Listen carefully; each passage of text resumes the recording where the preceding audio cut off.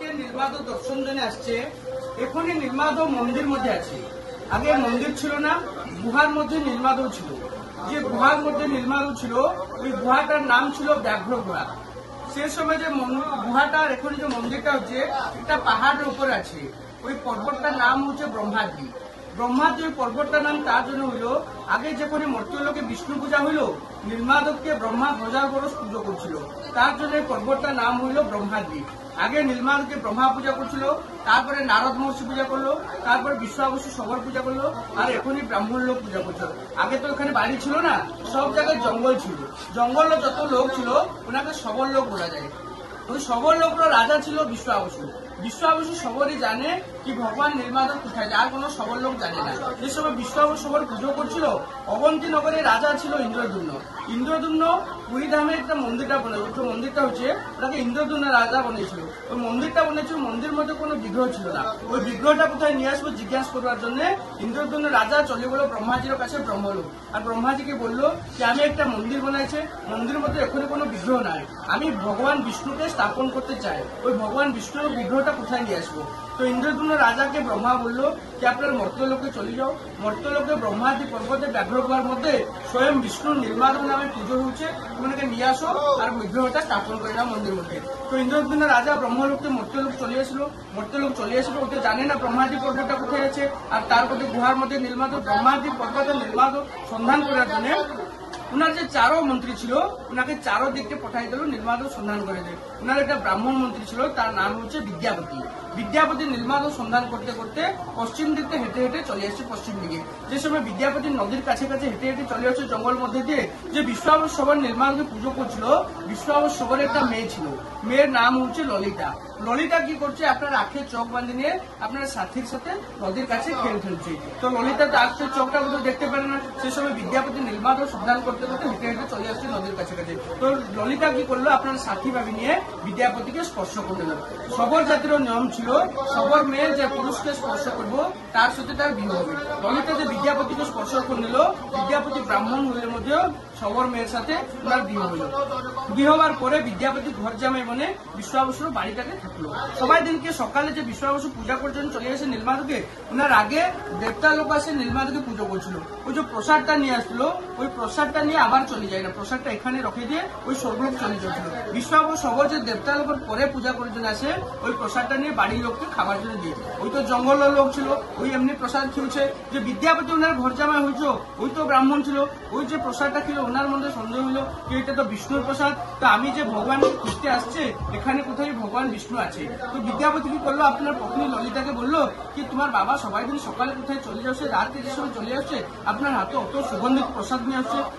তো ললিতা বিদ্যাপতিকে বললো কি বাবা একটা ভগবানকে পুজো করতে যাচ্ছি, সেখান থেকে প্রসাদটা নিয়ে আসছি। তো বিদ্যাপতি ললিতাকে বললো আমি ওই ভগবানকে দর্শন করতে যাবো। তো ললিতা বললো আমি তোমাকে দর্শন দিতে পারি, আমি তো জানি না ভগবান কোথায় আছে, আমি বাবাকে বলবো, বাবারও ইচ্ছা হবে তো আপনার দর্শন করতে যেতে পারি। তো ললিতা বিশ্বাবসুকে বললো কি তোমার জামাই বিদ্যাপতি চাচ্ছে কি তুমি যে ভগবানকে পুজো করতে যাচ্ছে ওনাকে ওই দর্শন করতে যাবো। তো বিশ্বাবসু বলে ঠিক আছে আমি দর্শনটা দিয়ে দেবো, যে রাস্তা দিয়ে নিয়ে যাবো ওই রাস্তাটা দর্শন দেবো না। তো ললিতা বিদ্যাপতিকে বললো কি বাবা বলছে তোমাকে দর্শন দেবে, যে রাস্তা দিয়ে নিয়ে যাবে রাস্তাটা দর্শন করতে পাবে না। তো ললিতা বিদ্যাপতি মনে চিন্তা হইলো কি আমি তো আসছি ভগবানকে নেবার জন্য, আমি রাস্তাটা না জানলে ভগবানকে কিরকম নিয়ে যাবো, আমি তো জানি না কোথায় আছে।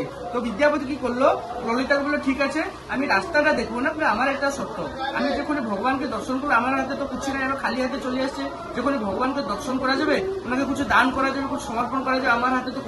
ললিতাকে বললো ঠিক আছে আমি রাস্তাটা দেখবো না, আমার একটা শর্ত, আমি যখন ভগবানকে দর্শন করবো আমার হাতে তো কিছু নাই, খালি হাতে চলে আসছে, যখন ভগবানকে দর্শন করা যাবে ওনাকে কিছু দান করা যাবে, কিছু সমর্পণ করা যাবে, আমার হাতে তো কিছু নাই, আমাকে কিছু শস্য দানা দিয়ে দাও, ওইটা আমি ভগবানকে দর্শন করে আমি সমর্পণ করে দেবো। তো ললিতা বিদ্যাপতির মনের কথাটা বুঝতে পারল না, ওই ওনাকে বিশ্বাস করে নিয়ে শস্যের দানাটা দিয়ে দিল।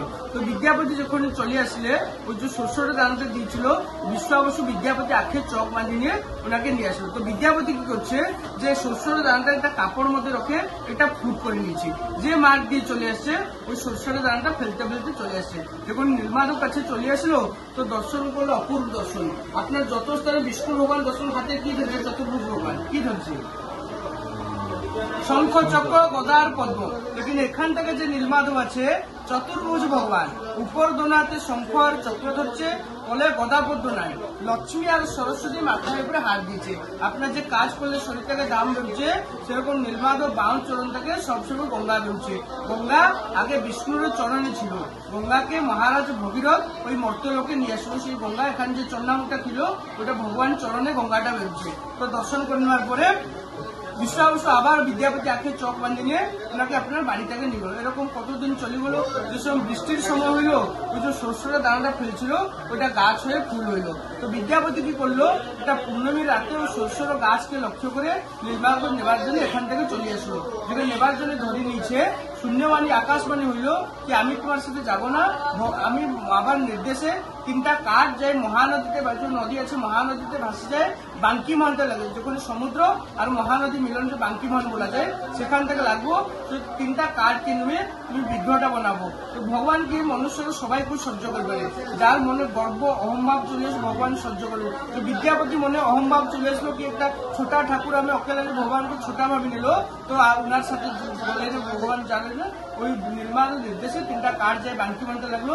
ওই তিনটা কাঠকে ইন্দ্রদুম্ন রাজা, ওনার যে পত্নী ছিল ওনার নাম গুন্ডিচা রানী, তার জন্য হচ্ছে গুন্ডিচা মন্দির। গুন্ডিচা রানী ওই তিনটা কাঠকে নিয়ে গুন্ডিচা মন্দির রখে সবাইকে বিগ্রহ বানাবার জন্য বললো, কোনো বিগ্রহটা বানাতে পারলো না। তো নীলমাধব একটা বুড়া ব্রাহ্মণের রূপ নিয়ে ইন্দ্রদুম্ন রাজার গুন্ডিচা রানীর দরজা থেকে চলে গেলো, বললো আমি বিগ্রহটা বানাবো, কিন্তু আমার একটা শর্ত, আমি যে বিগ্রহটা বানাবো 21 দিন মন্দিরের দরজাটা বন্ধ হবে, দরজাটা খুলবে না, আমি ভিতরে বিগ্রহটা বানাবো।